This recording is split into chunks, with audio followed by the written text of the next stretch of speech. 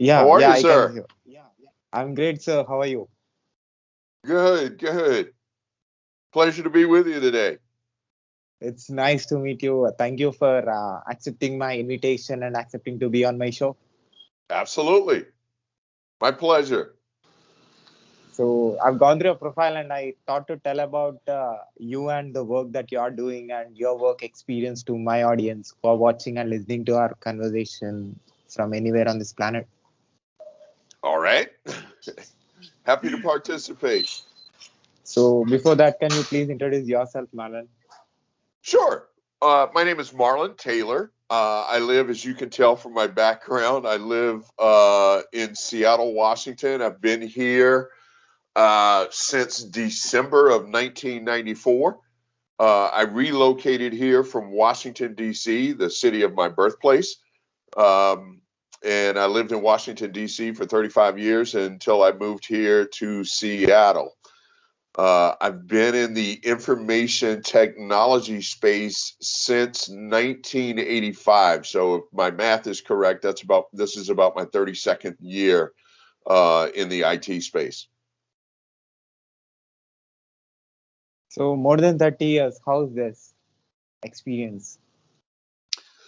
I, the great question. The all but the first four of my years have been in a customer facing quota carrying sales role of some fashion. All but the first 4 years. The first 4 years in IT, I worked in what they call system integration, and that was back at the birth of personal computing. And so it gave me the opportunity. I was a business major in school. So a friend of mine who worked for this company said, "Hey, do you want to come work for us?"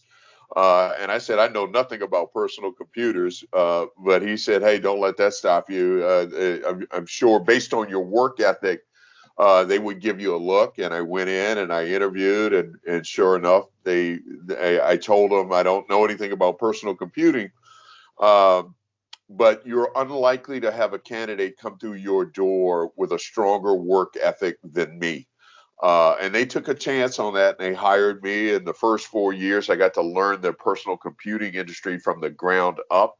And that springboarded me into local and wide area networking. And from there, I transitioned to the West Coast and ultimately went into software and cloud. I had 9 years at Microsoft as an enterprise sales rep, focused on software, obviously. And then I went into cloud at the birth of cloud, and here I am. So, having no technical background coming into the industry, trying understanding how things work, you worked your first job was system administration.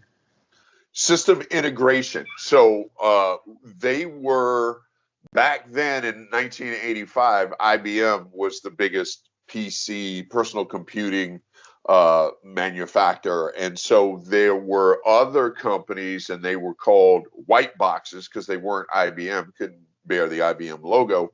But there were companies that sprung up in the mid to late 80s who developed their own personal computers outside of IBM.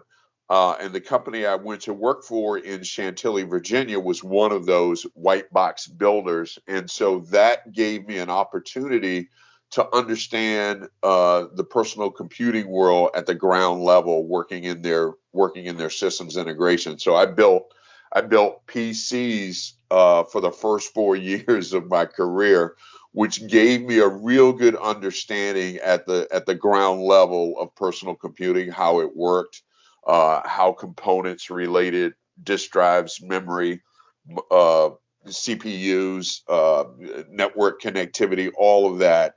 I was able to learn on the job versus going to school from the ground level up.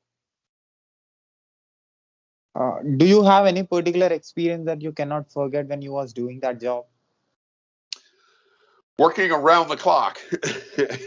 we held we held government contracts back then to produce a certain number on the contract of personal computers. So that created within the division that I was in a need for us to work around the clock. It's funny you asked that question because just not too long ago, I was with a group of people and we were watching a sporting event. I saw a commercial for Domino's Pizza. And I said I could never eat Domino's Pizza again because I ate it 24 hours a day. That first 4 years working in systems integration, that's all we ate. I never went home. We worked around the clock, and Domino's Pizza was the du jour, if you will, back then, working 24 hours a day. We would take an hour or hour and a half to kind of break, regather ourselves, and then right back into it. And it was a pretty brutal pace, but very successful. So what's your present job? The job I have today, I just started in November of last year. I was at Ingram Micro, a technology distributor, Ingram Micro Cloud, their cloud division. I worked for a business entity that rolled up to Ingram Micro Cloud. We were focused on delivering software as a service. We were a platform company that was focused delivering software as a service. And for your viewers, the old traditional model, you would walk into a store, or you would go online, or you would purchase Microsoft Office, and they would ship you out a box with a disk and manuals for you to sit at your PC and load Microsoft Office, and then you would be off and running, working with Excel and Word and PowerPoint and everything that encompassed Microsoft Office. Well, as the industry evolved and transitioned, we came the birth of what we call software as a service, where you're no longer shipped a box, you're no longer shipped a manual, you're no longer shipped disk. You have software keys now in today's world, and you would get an email with credentials to log in and access your Microsoft Office, if you will, over the internet or however you access and purchase software. So up until the November of last year, I worked for a company we were a platform that delivered software as a service to their client base. I left in November and joined a company that I had great familiarity with, that is a whole new world, quite frankly, for me, focused on Linux and Linux distributions. And so the role I have today is still a sales role. That's near and dear to my heart. I'll always be a salesperson. And it is focused on helping companies because there's so many, there's a vast number of Linux distributions all around the world. And I work for a company now that helps remediate risk and address the vulnerabilities of Linux distributions. So very different from the world that I came out of the cloud world for the last decade and a half, if you will. So you started with the physical things. Now you are into sales. Yes, correct. And I went into sales after probably year 5, back in Virginia when I was working for that system integrator. They kind of realized, hey, this is a guy who internally does a great job of managing relationships and getting things done and understanding how processes work. He's kind of natural in that regard. Let's make him a salesperson. And so I went into sales, and I've been in sales ever since. I've had throughout my career worked for a number of different companies. I referenced Microsoft and Ingram Micro. Very proud of my tenure at both of those. I was a business owner. I had a partnership for 8 years that started in Washington, D.C. and continued out here in Seattle for a couple of years until I went to work for Microsoft. And so all of those years were centered around a sales role. Even at each stop, I've had an opportunity to go into mid-level management, and I turned all of those down, quite frankly, because I enjoy doing what I do as a salesperson. One of the questions that for your audience out there, if they're thinking about a career in sales and if they've been interviewing with companies about sales roles, one of the most frequently asked questions that I got certainly throughout my career is what gets you up? What makes Marlon Marlon? Because I'm very passionate about the technology. I'm very passionate about helping customers. And my answer to that is always the same. At its core, I am still a salesperson and an individual contributor because what makes me passionate about what I do is helping businesses transform through the use and advent of technology, and specifically now software.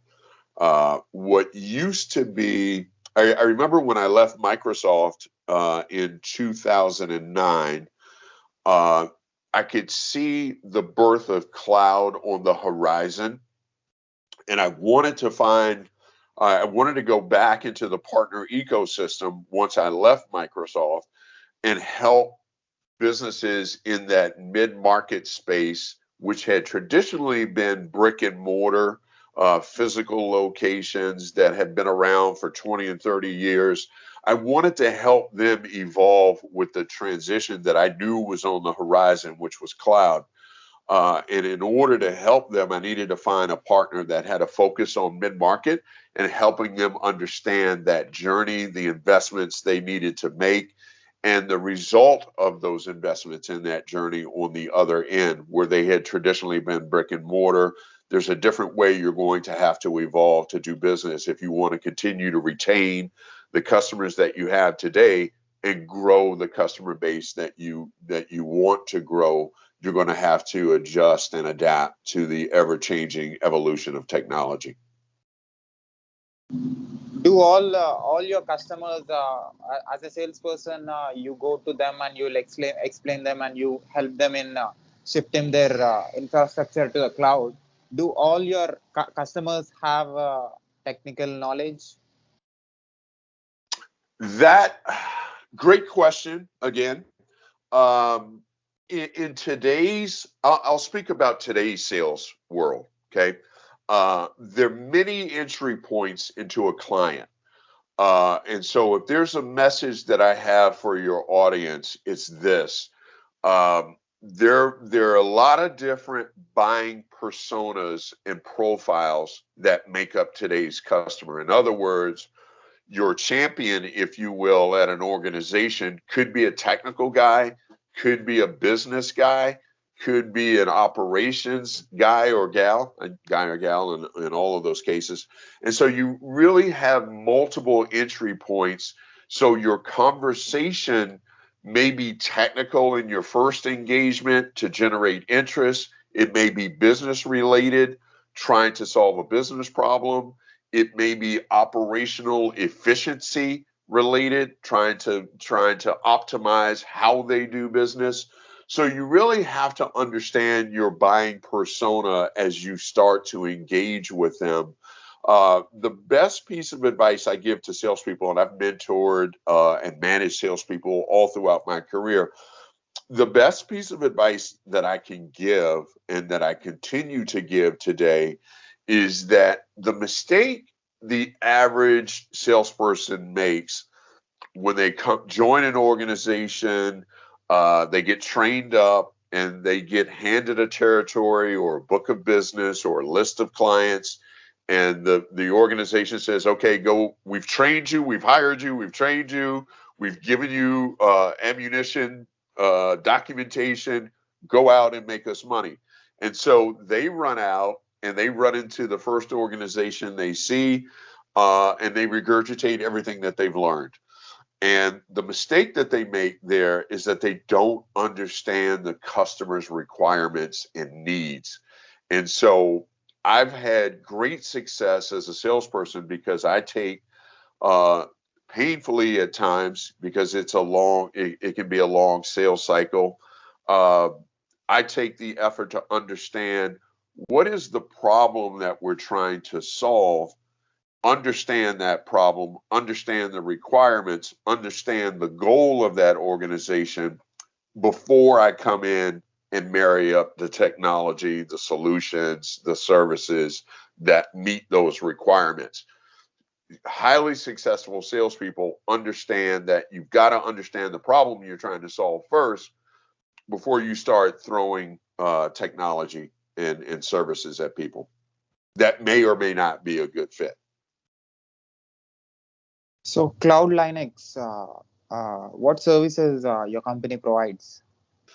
At its core, TuxCare is the brand of that I represent under Cloud Linux. Cloud Linux is the parent company that's more focused on hosting hosting technology. TuxCare, we are focused. Our core product offering is focused on Linux distributions and doing live patching to Linux distributions. So if a client signed up for our service, kernel care, Linux kernel live patching is our flagship product offering. They would then realize the value of getting live patches to their Linux distributions, applying those patches, and never ever having to reboot their Linux servers again. Most software updates, for your audience, if they don't know, you can even go back to the Microsoft world and Office, right? You get an update to Office. Many of those updates, or whatever software you happen to be running, many of those updates cause you to have to reboot your laptop so the updates take place and take effect.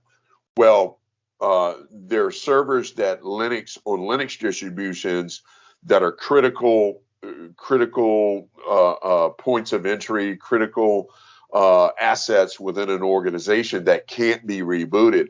And so our live patching services allows you to update those distributions live time, real time, and never have to reboot that Linux server. I've got clients that have been running. I've got one in particular that I know of. There's more than one. I have multiple actually, but there's one in particular that we highlight when I talk to people that they are 6 years plus running right now and never having had to have done a reboot.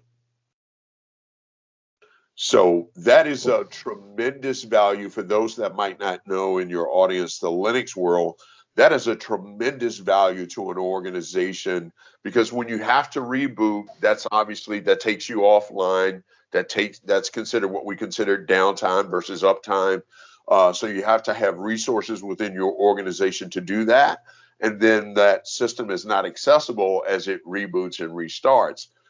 We take that off the plate. And beyond that, because we have the structure that we do and the relationships that we do in the Linux world with open source, we are one of the first, if not the first, to understand critical vulnerabilities as they are released, and our patches address those as they are released. So we're right on top of those vulnerabilities as they come out.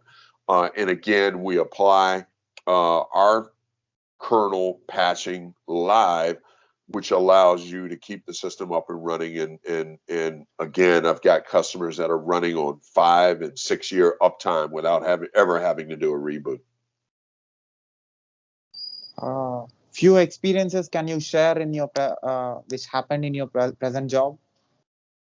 I'm sorry?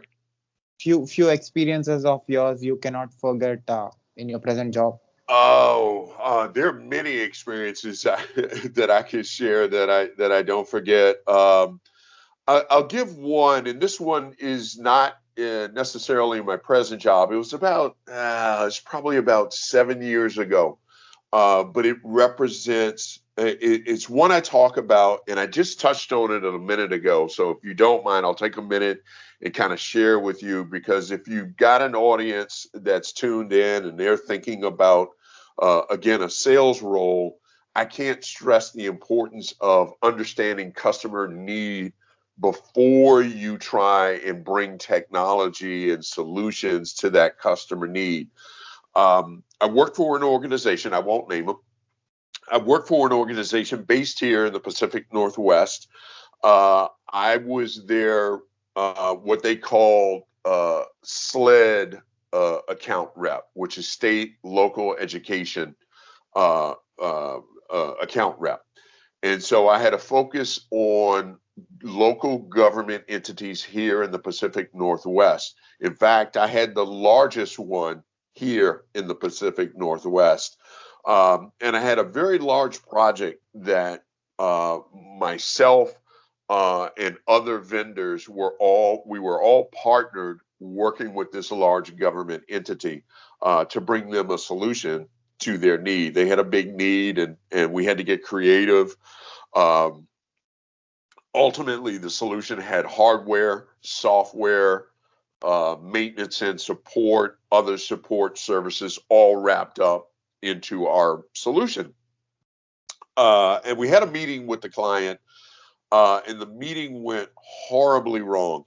And it was because of one of the vendors that we had bought into the equation, and they did a disastrous job, quite frankly, at the meeting. And the meeting ended abruptly, and we did not go forward with the opportunity and the contract that we had worked so hard to put in front of the client.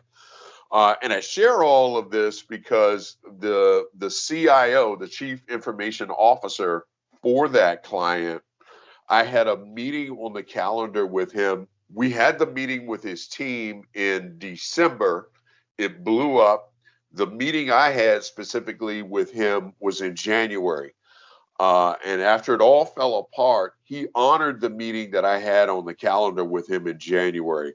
So I took a couple of members of my team into that meeting, and I warned them. I said, do not, under any circumstance, reference the meeting that went bad in December.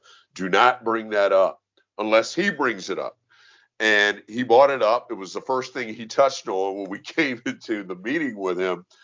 And he shared with us something that I carry forward with me to this day, and I mentor salespeople about when I have the opportunity to mentor salespeople.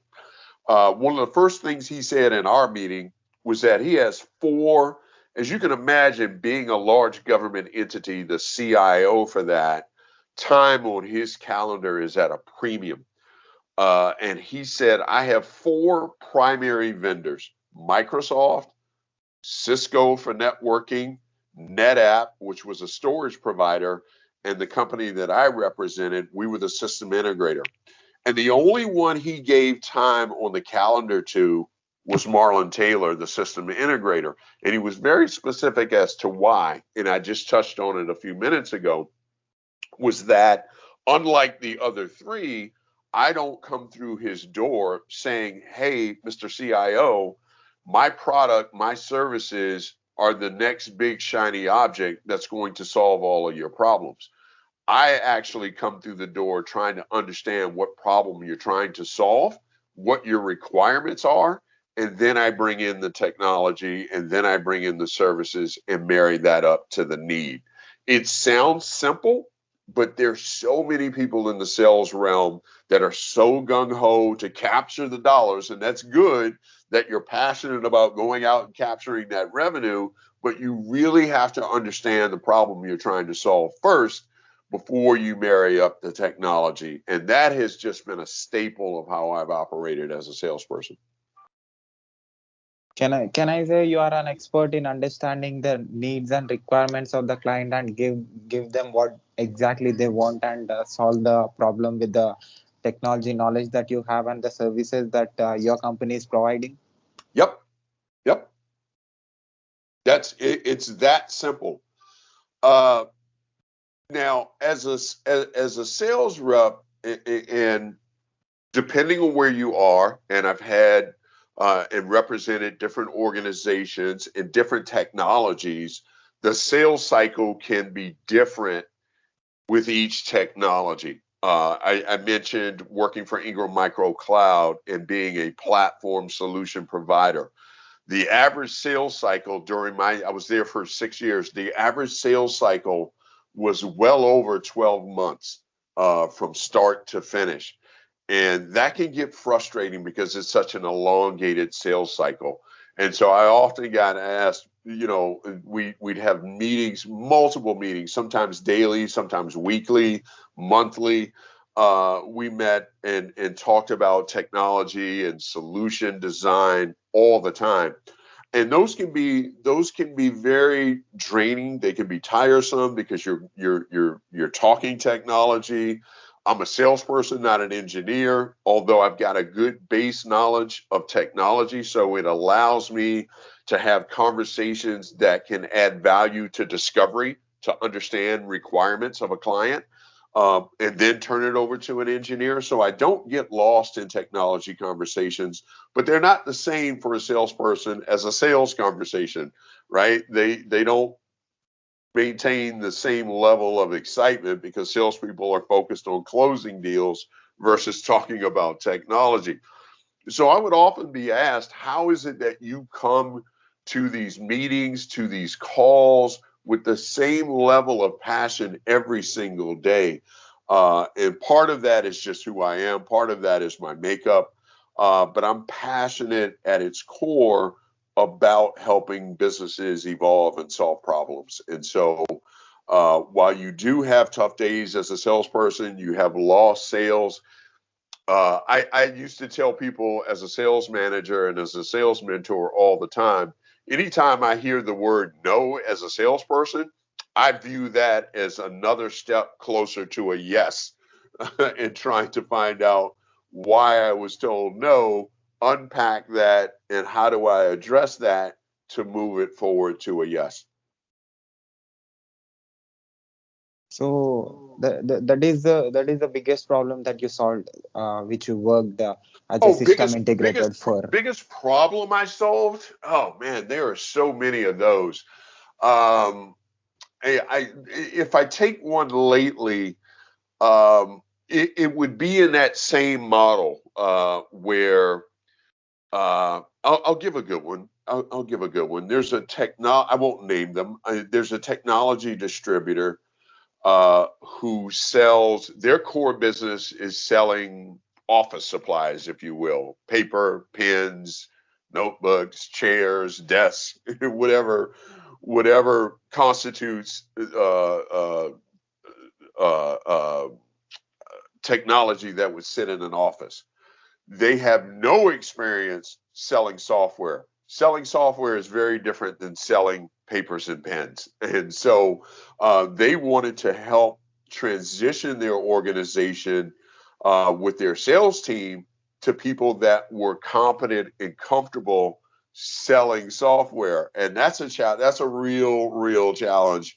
I like to use the analogy fish out of water. When you start getting into capabilities of software, if you've got people who've never sold software before, they get the deer in the headlights look. I don't know how to describe the value that one would receive from purchasing Office 365 from me. So we were tasked with trying to help them make that transition. How do we get them comfortable asking the right questions to create the opportunity for them not only to sell that paper and that pen, but attach a license of office to that sale, attach a laptop to that sale, attach maintenance support to that sale.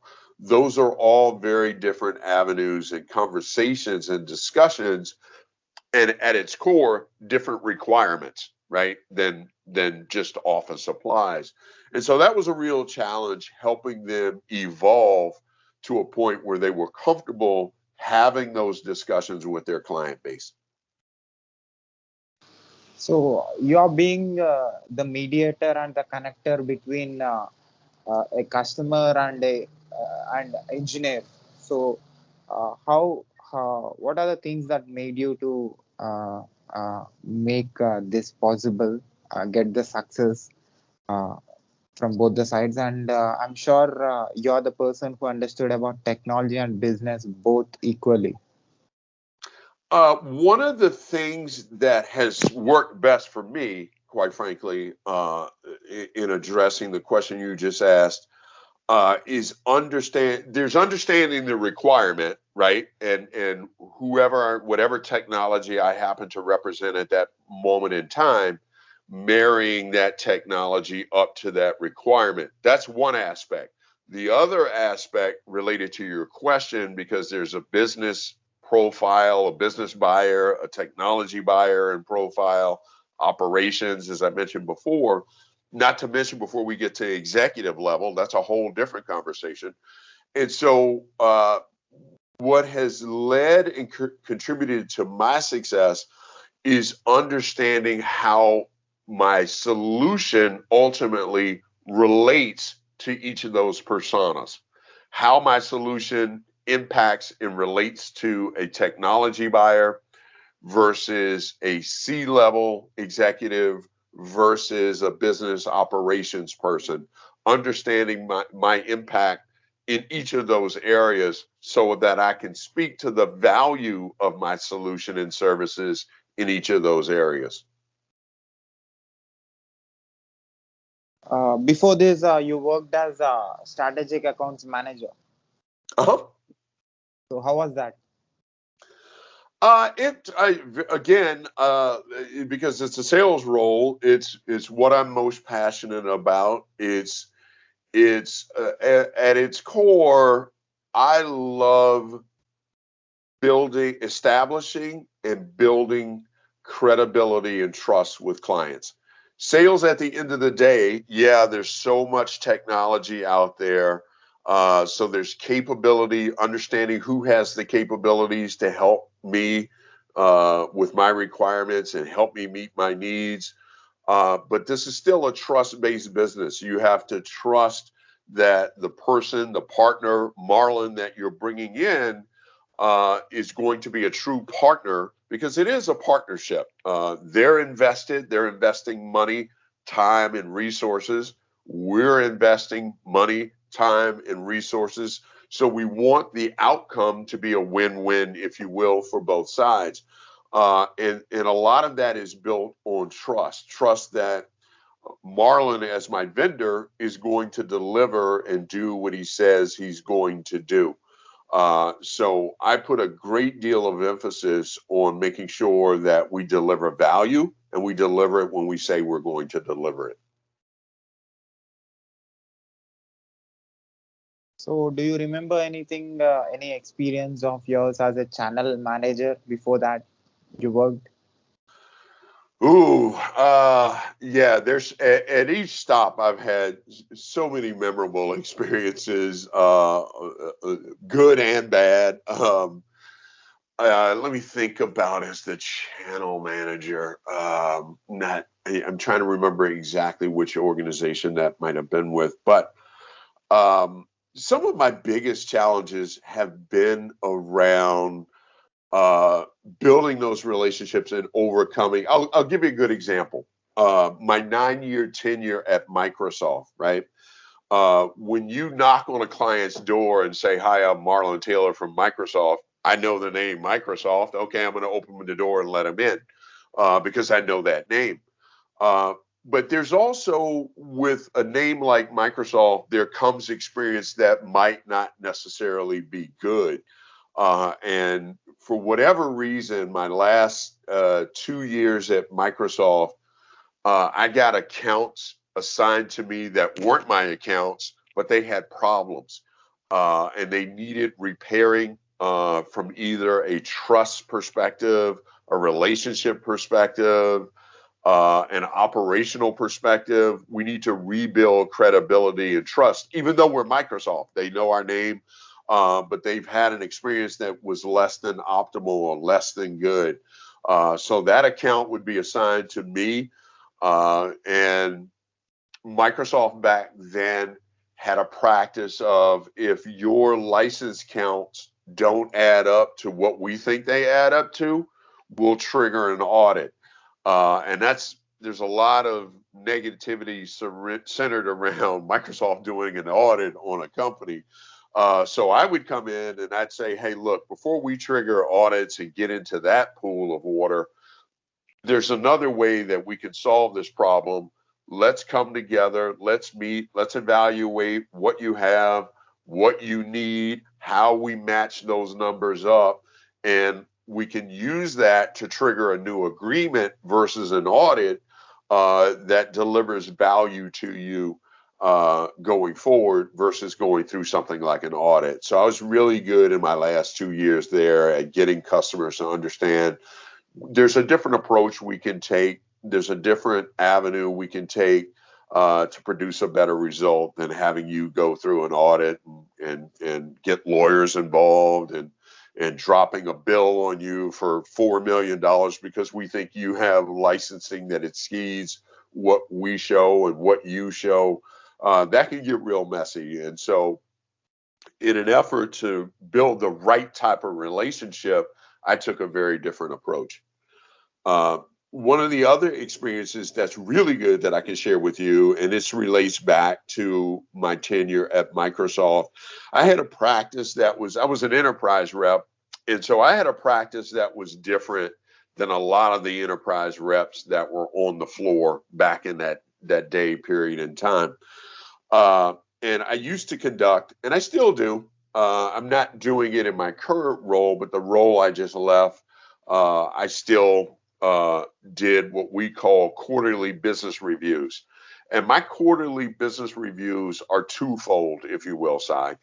It's a look back on, and if you do them quarterly, because they're named quarterly, we can't, sometimes you can't do them every quarter. Sometimes you only do two a year.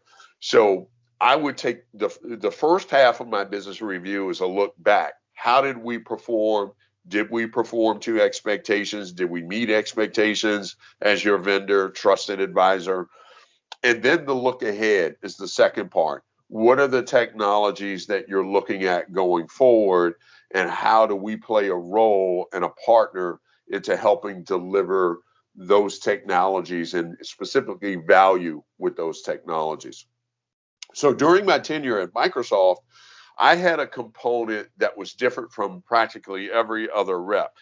It was a look back and a look forward, but it also included a component and segment that few others did, which was centered around help me understand, Mr. Customer, your strategy to deploy the technology you already have on your contract.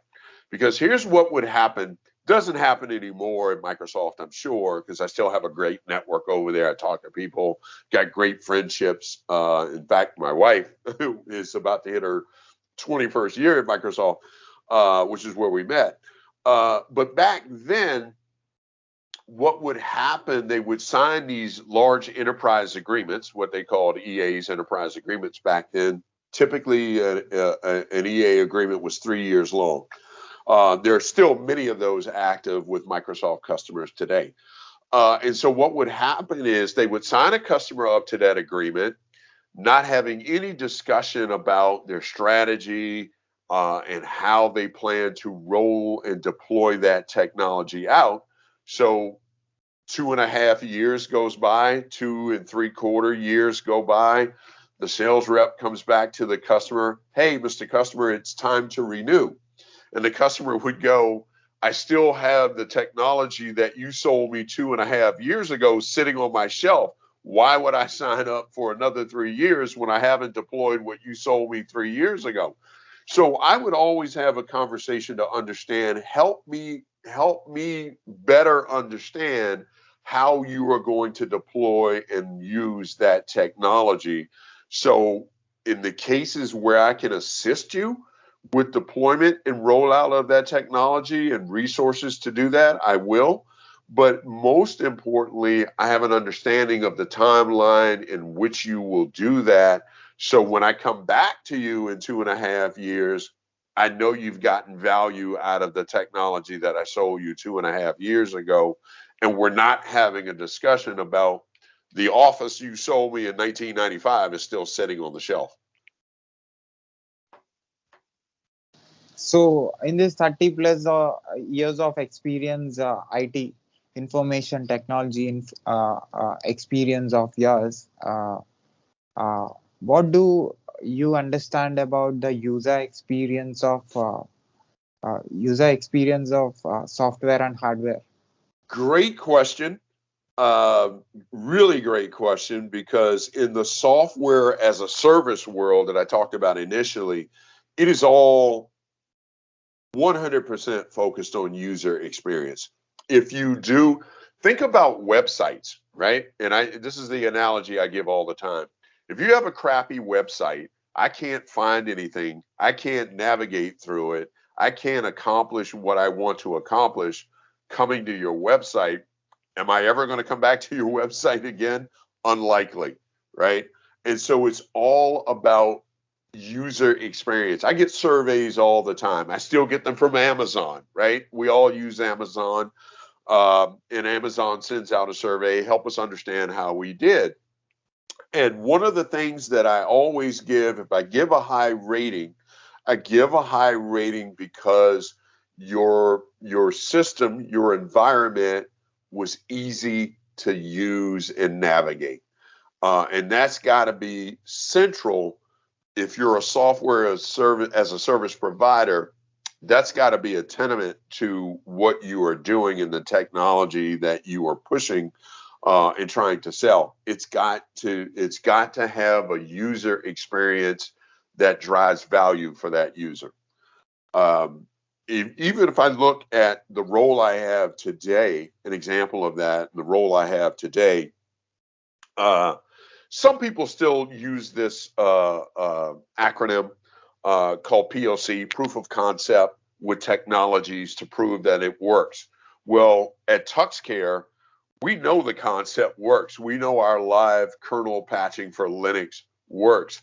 So we don't call them proof of concepts. We call them proof of value, because what you really want to walk away from that engagement with is understanding the value of TuxCare, understanding the value of TuxCare products and services.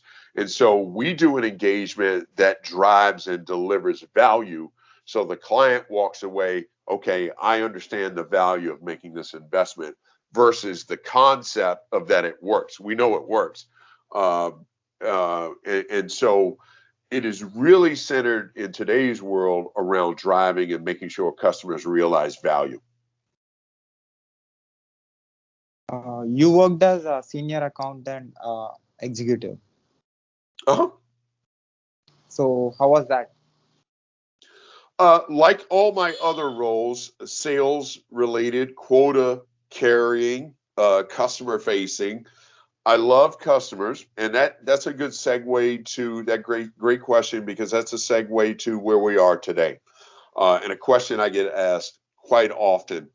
I've been working in a home office since Ingram Micro Cloud purchased the company that I represented in December of 2015. I was one of maybe 6 people, because I had a history of that. I was one of maybe about 6 people, a handful of people, that was allowed to transition to a home office. And I've been working in a home office long before the pandemic hit. So the pandemic comes and people go, how's it working in a home office? How's the pandemic affected you? And I'm like, I've had no effect at all. I've been working in a home office years before the pandemic hit. And quite frankly, I'm much more productive in a home office, because as a salesperson in an office environment, you become chatty, you become distracted, you become engaged in things that don't directly correlate or contribute to a sales cycle and sales activities. So productivity from a sales perspective for me tended to go down in an office environment versus a home office where I can stay completely locked in and focused 12. And now that's the downside. Now I'm back to working 12, 13 hours a day, trying to deliver value to clients. But it's something I'm most passionate about, something I enjoy.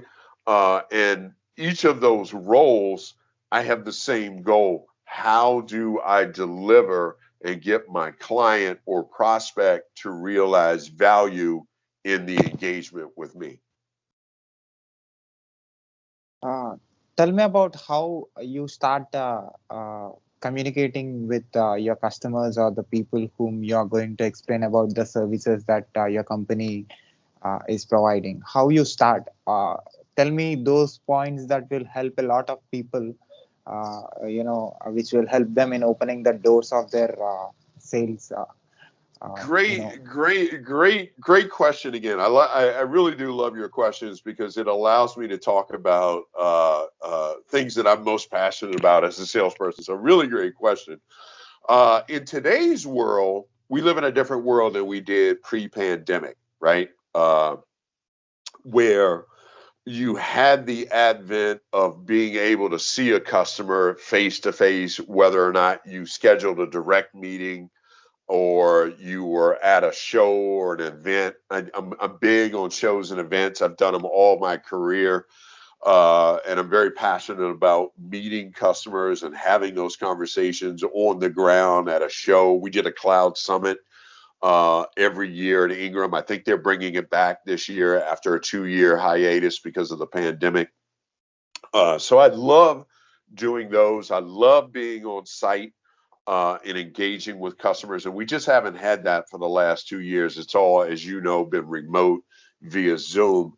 And that's been a challenge for salespeople because it's hard to read body language over a Zoom call, right? And you kind of look for the head nod, you kind of look for the things that give you affirmation that your messaging is not being lost in a remote engagement. So that has been really, really challenging. But there's some things that I do as a core staple of that engagement to better the process, better the engagement, make sure the client's receiving value. And they're really, really simple, Si. It's being on time. It is being attentive during that Zoom call. I know, there are a lot of people out there. I'm one of them that believe that we can multitask. But when I'm engaged with a customer, very much like I'm engaged with you right now, I ignore everything else. I don't look at my phone. I don't look at Skype messages and Slack messages. And I give the client and the prospect the respect they deserve by giving them my full attention during our engagement. I also make a great effort to understand what they are trying to communicate throughout that engagement in terms of taking good notes, in terms of understanding the problem that you're trying to solve. All of those things contribute to having a really good engagement remotely, since we can't. Now, I know we're starting to trend back to on-site engagements. I look forward to that because, quite frankly, I do miss being face-to-face with customers. But it's really the simple things of being prepared, being on time, being professional, and giving the prospect and the client your undivided attention while you have them captive as an audience. Now, to get that audience, that has been challenging in terms of communication. A lot that I do today is done over email. So for those in your audience that might be in that role today, might be thinking about that role tomorrow, Marlon, help me understand, how do you get that call? How do you get that first engagement? To me, it's very simple.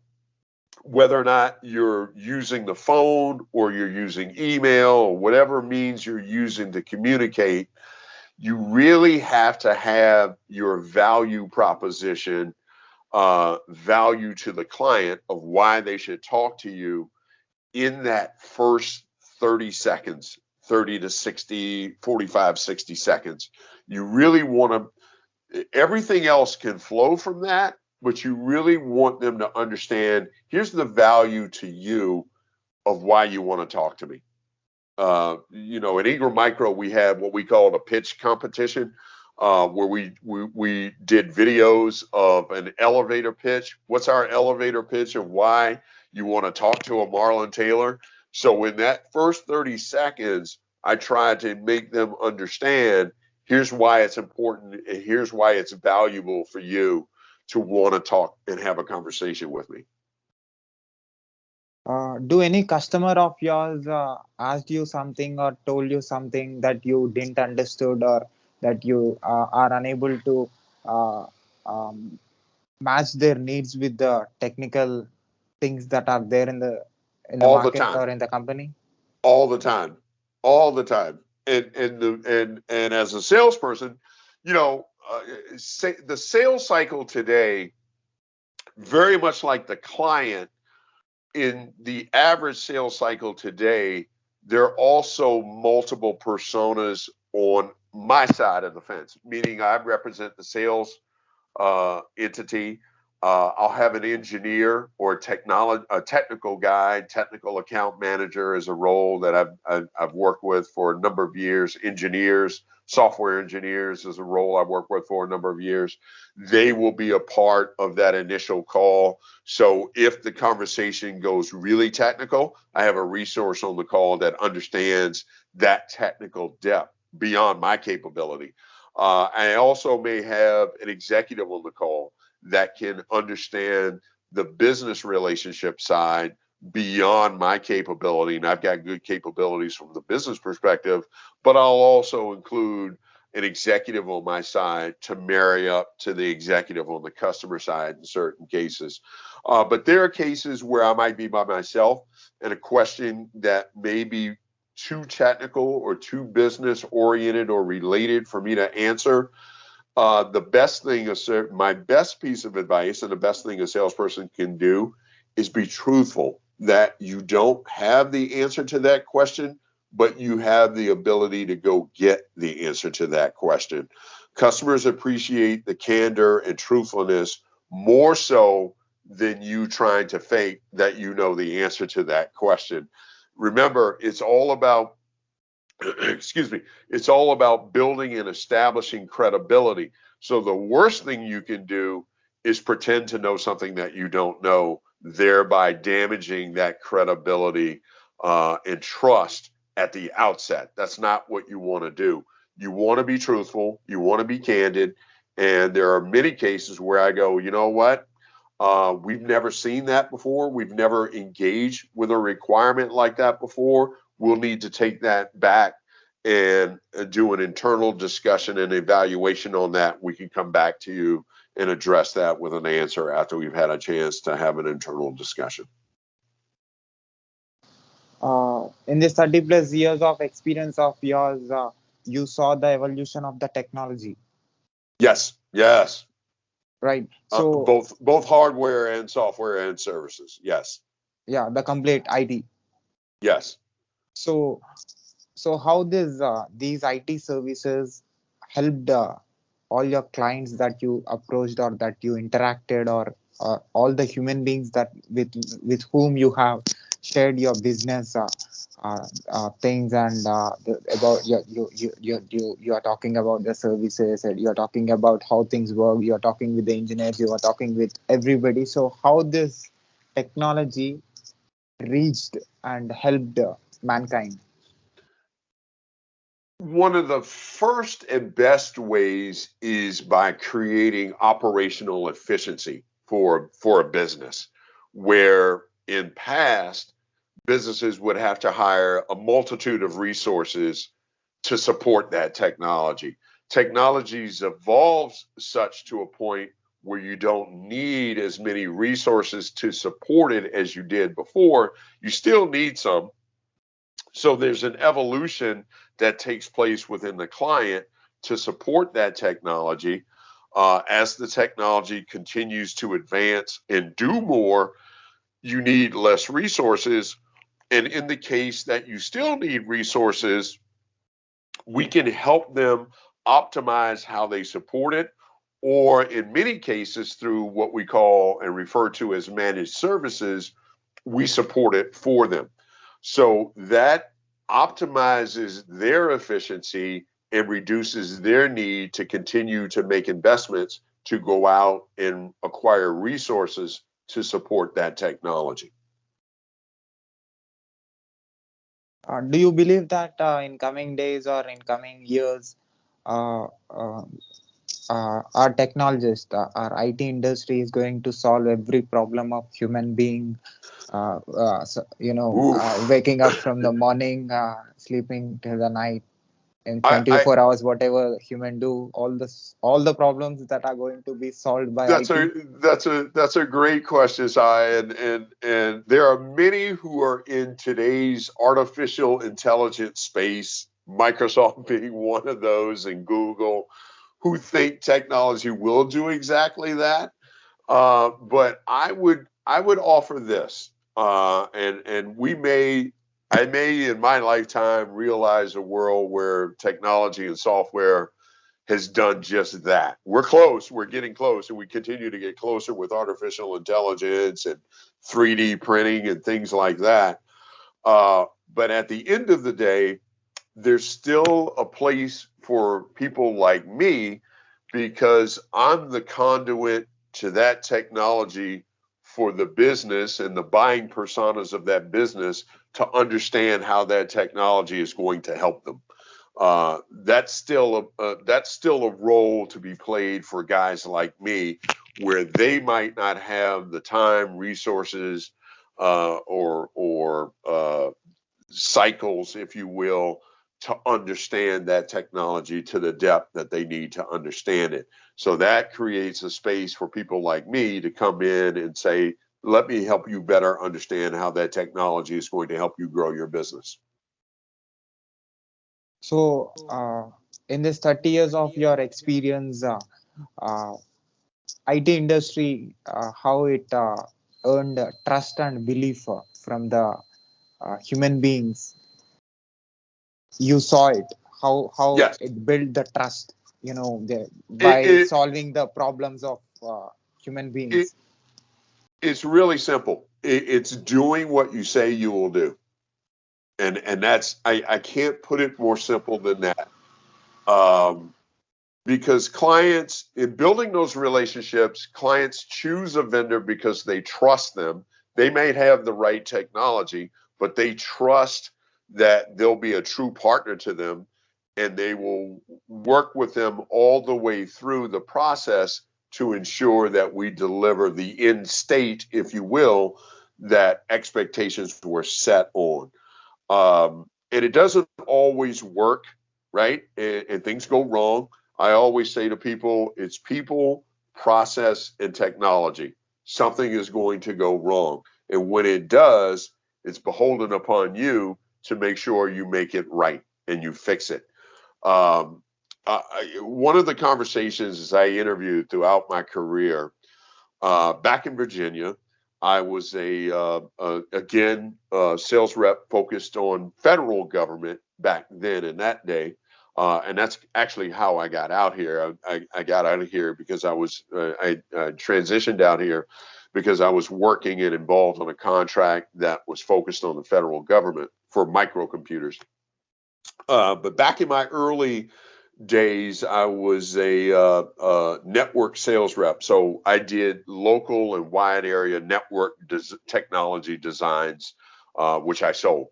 And I remember very vividly one day, one of the this was a sales rep who was not in work networking. They were just in general. They were a generalist sales rep selling software and hardware, and they were on vacation. And the phone at their desk was outside my office, and the phone at their desk was ringing. It felt like constantly all morning long. There's just this ringing phone that I'm listening to. This person was on vacation. It would ring, ring, ring, stop, and start all over again. And so I said, I can't take this phone outside my door just constantly ringing. So it rang again, and I went out and I picked it up and I said hello. And on the other end of the phone was the Sergeant of Arms for the United States Senate. And he was angry, was the best word I could use to describe what he was on the other end of the phone. And because I picked up the phone, he got a live body. That was his opportunity to let loose, and he let loose. I'm an Army brat. My father was in the Army for 35 years. He used language on that phone I had never even heard before, and I came from a sergeant in the Army, and he really lit into me about his unhappiness and what had gone wrong. and the threats that, we've got $1 billion in appropriations coming. You guys aren't going to see $1 of that. He went on literally, Ty, for about, I would say 35, 40 minutes. And I allowed him, this is the first part, I allowed him to get that off of his chest. He wanted an ear to voice his displeasure about his experience, and I gave him that platform. And at the end of that 35 minutes, I'll never forget this, I said to him, his name was Sam. I said, Sam, okay, are you done? Is that it? And he said, yeah, that's what I wanted to say. I said, okay, give me 30 minutes and I'll call you back. If I don't have your issue resolved sufficiently and to your satisfaction in 30 minutes, I'll assume that you will no longer be a client of ours. Give me 30 minutes. And I hung up the phone. And I called him back in 27 minutes and had solved his issue. He became one of my best clients and one of my best references from that day forward. So, what is sales to you? Technology sales. It is everything. Quite frankly, it is something I am most passionate about. I referenced working 12, 13-hour days. Those are long days, sitting in front of a laptop. Those are very long days, very challenging days at times. But I wouldn't trade them because I love what I'm doing. I love helping businesses become more efficient, become more successful through the advent and use of technology. That at the end of the day, yeah, we get paid well. I've closed big deals. I walked out the door of Ingram Micro closing one of the largest deals I ever closed for them, multi-million-dollar, multi-year deal. That took me 3 years in the making, quite frankly, to do. The technology that I did on that deal, I introduced to the client 3 years ago at one of our events. So that was a very long road, a very hard road, but I wouldn't trade it for anything in the world because it's what I'm most passionate about doing. Can I say the strong bass voice of yours made you to become a great salesman? Oh, thank you. I humbly thank you for that. People tell me that a lot, that I have this voice, radio voice is what they call it. And I tell them, yeah, back in a long time ago, 1,000 moons ago, I was a DJ. I had a partnership with a DJ in DJing and did a little bit of radio, a little bit of stand-up comedy in Washington, D.C. So, yeah, I know that voice, but more so than the voice, and this is the mentorship that I provide today. Yes, I accept that humbly. Thank you. But it's also having confidence with that voice of what you represent in terms of the product and the services that you represent. I think that comes across more so. I just talked about the deal that I closed for Ingram Micro, walking out the door, multi-million, multi-year deal. That deal got done because of the confidence that I had that we were the right solution and the right partner to deliver on it. So beyond the voice, it was a constant feeling that we have the right person at the table to help us solve this because Marlon is confident that this is the right solution for us as a customer. But thank you.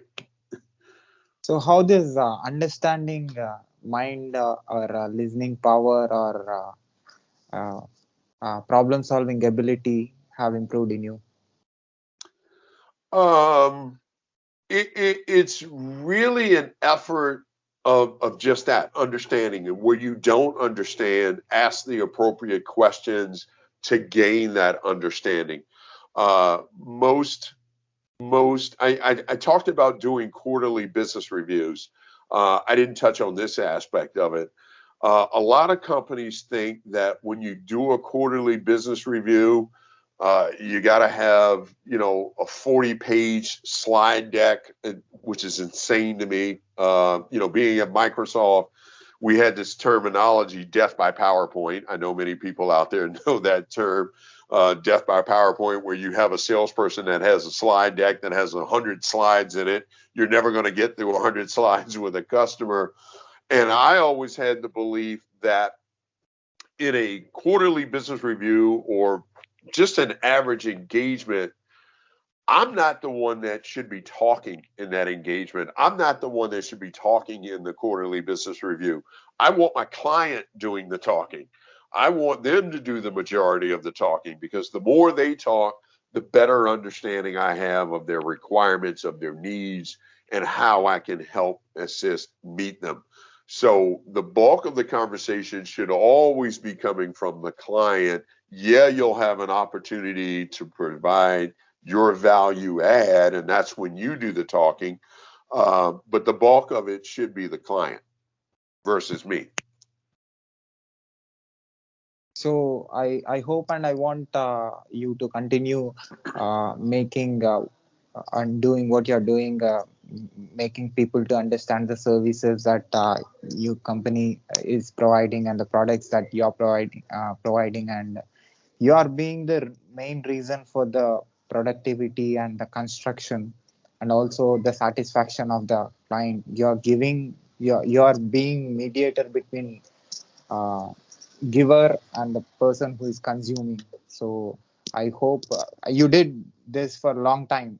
I can see you are doing this for a long time. I'm sure because of you, the company is going to become very big, and because Thank of you. your Thank you. communication with the bass voice of yours, and with the leadership Thank you. mentoring skills that you have. I hope I, you I'm reach everywhere. I'm I'm very big on mentorship. One of the aspects I didn't touch on, and I know we're probably at time, we're close to time, that falls up under mentorship. I've been on and off. I've been a youth sports coach for over 30 years. The first head coach job I ever got, or assignment, if you will, I was 19 years old coaching 11-year-olds. And that was the very first time I was a head coach. And then it just took off from there, because I'm as passionate about developing young children and kids as I am about technology. I became a father, and I had the pleasure and privilege of coaching my son as he went through his K through 12 years. And for any of the dads out there that follow you on YouTube or might be listening to this recording, there is no greater experience than donating your time and volunteering your time to coach young children, especially your son. And so I was really, really passionate about that. I did that before I had my son. I was a basketball coach when I got out here to Seattle, for what is known as the AAU tournament, youth and athletics tournament for basketball. I was a coach for 2 years. The first couple of years I got out here, I still have parents to this day, and that was I've been in Seattle now 26, 27 years. I still have parents that I coach their kids who are grown and have children of their own now. I still have relationships with parents that I coached of the kids back in those days, because of the kind of coach that I was, uh, because of the approach that I took from a mentorship and coach perspective. And it was really simple. For any kid to play for me, I had maybe four rules. You had to be good at home, you had to be good at school, you had to be good in your community, and you had to be good and respectful here. If you did those four things, I could care less how much you could shoot a basketball, how hard you could hit a baseball, how fast you could run. You could play for me if you had that as your makeup. Same thing in the sales world. I've been a sales mentor to a number of people, because of my approach and how I deal with adversity in the sales world, in the sales perspective. Um, and I can summarize that for you really easily. I've got to paraphrase Sai, because I don't remember the exact words, but during it was born out of my tenure at Microsoft. And we were allowed to put in our email signature, we were allowed back then to kind of write anything we wanted to write in our email signature. And in my email signature, I wrote, life is attitude. And attitude is 10% what happens to you and 90% how you react to it. And that was the makeup and recipe for how I became a mentor. It's all about how we all get hit with curveballs in life. We all get hit with curveballs out of left field in the sales realm. Maybe the executive we didn't know about comes in at the last minute and goes, no, this is not what I want to do. So it's really in how you react to that garners the respect, credibility, and trust that we're seeking to provide those solutions. So one last thing I want your observation. I did masters in software engineering and bachelor's in computer science and engineering. Wow. And Congratulations. I, like you said, you're a sportsman, you're a basketball player, and you also been coached as a coach. I played for. I'm a cricketer. I'm a professional cricketer. I played for state and national level tournaments in my country and my state. Wow. So I'm being my college captain and my university. I played for university level tournaments, and I'm being the leader. A lot of my life as a cricketer, professional cricketer, I was a leader. I was being the maintaining everything, and what a team needs. You have to be responsible for everybody who's Yeah. there in the team, and it's a very big responsibility. A lot of my time I did that. 10 years, 10 to 12 years, I was into sports, and I played for top level cricket in my city.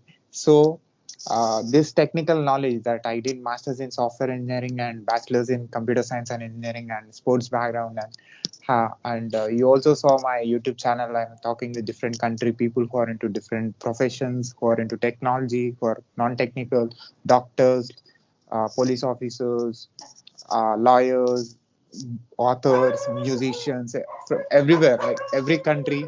I covered more Uh-huh. than 100 plus country people who are into different professions, and also in IT, directors, CEOs of the IT companies. A lot of people came to my show. How this experience, complete experience of mine, is going to be useful for me if I work in IT in coming days. Oh, you have certainly, with what you just described, you have the foundation to be successful in a number of different fields, but specifically in IT. Absolutely, because you understand the technology. And once you understand the technology, you're then able to adapt to process and procedures that allow you to uncover the opportunity to marry up your technology, software services, and everything that sits in your solution portfolio. Because you've got an in-depth understanding of that, that's the blueprint to be successful in a number of roles. Based on what you just told me, you could be successful in sales, you could be successful in engineering, in solution design. There's a role we have throughout the industry now, solution architect, and they are the ones that really do the blueprints for what a solution looks like, systems that it interacts with, systems that are dependent upon that solution. Those are roles that you would be wildly successful in. And what do you say about my questioning in this conversation? Oh, fantastic. Fantastic. Such good questions. I didn't, I'll just touch on this briefly because I know we're coming close to time. Of all the things that we've discussed here today, one aspect that I didn't touch on that I'm quite honestly with you, Sai, that I'm really, really proud of, and even as recently at Ingram Micro, is the work I've done in the world of diversity and inclusion that I could not be more proud of. And this goes back beyond Ingram, quite frankly. There's a group at Microsoft that I was a member of, the Blacks at Microsoft group, still exists today, BAM for short. Ingram Micro had a diversity and inclusion D&I group, and born out of the terrible incidents of 2020, we created, and I give Ingram Micro the utmost appreciation and respect for what happened with George Floyd in 2020. That triggered an initiative because they were a global organization, very much like the organization I represent today. Because they were global, the George Floyd incident triggered an initiative where the executive committee said, we're going to go to every corner of the globe and we're going to listen to our employees who have different experiences in each parts of the globe, and we need to understand the challenges that they have and the diversity issues that they are faced with as a member as a member of our organization. And so that prompted me to join the employee resource group.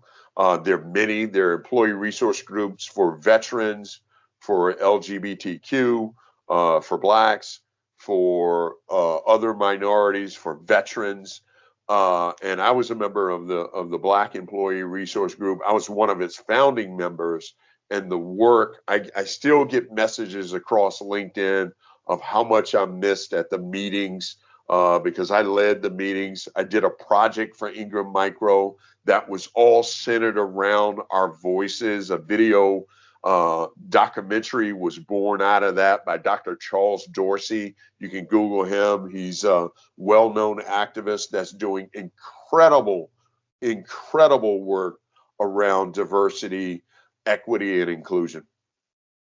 And so we didn't get a chance to touch on that. If we ever get an opportunity to have time again, I can expand on that.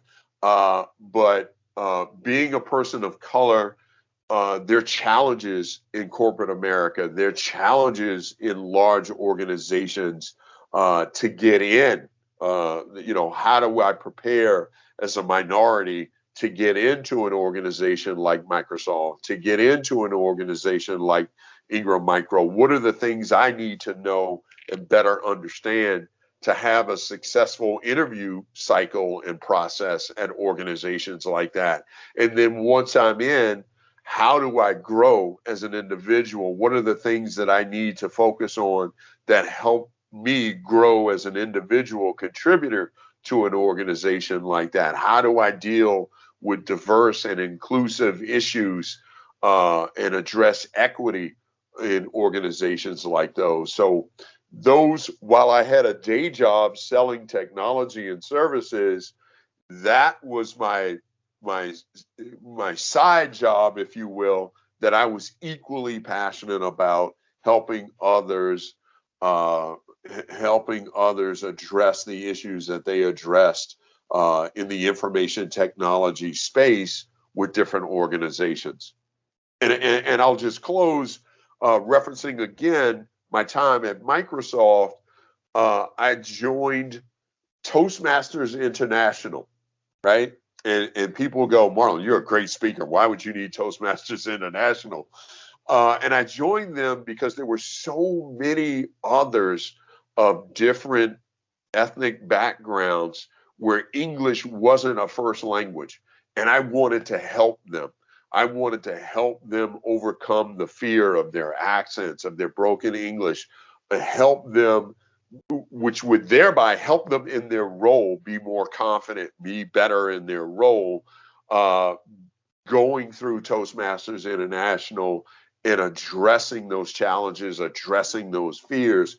And if you know anything about Toastmasters International, as president of the chapter, you're allowed by their bylaws to serve 2 terms. At Microsoft, I was unanimously voted in for a 3rd term because of the work that I did the first 2. So, can I put this video on my YouTube channel with your permission? You are welcome to do so, sir. And also, can I put this audio and video clip on my podcast, website, internet, social media, everywhere with your permission? You are welcome to do so, sir. Yeah. And do you want me to share any web links of yours with my audience? At this Sure, you can share because I don't, I'd have to seek authorization for the organization I represent right now. So I would hold off on that. But you have the link to my LinkedIn profile. Anyone in your audience, I don't have it listed at LinkedIn, but I'm an open networker. If you send me a connection invite on LinkedIn, I will connect with you. I'm on Twitter. I tend to do a lot of technology, some politics. I try and stay out of trouble with politics on Twitter.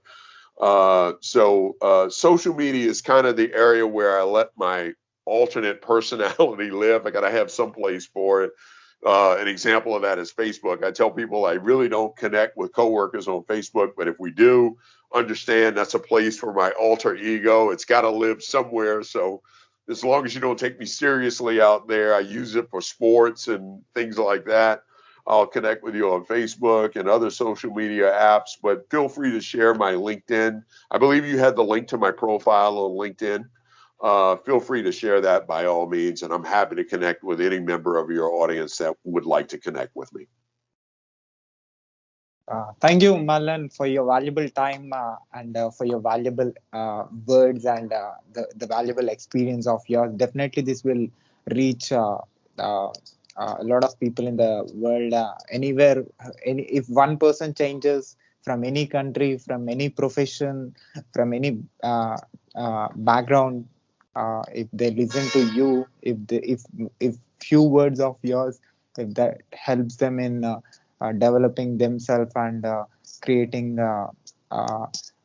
productivity and making great things, that will be a great, you will be the great contributor for them.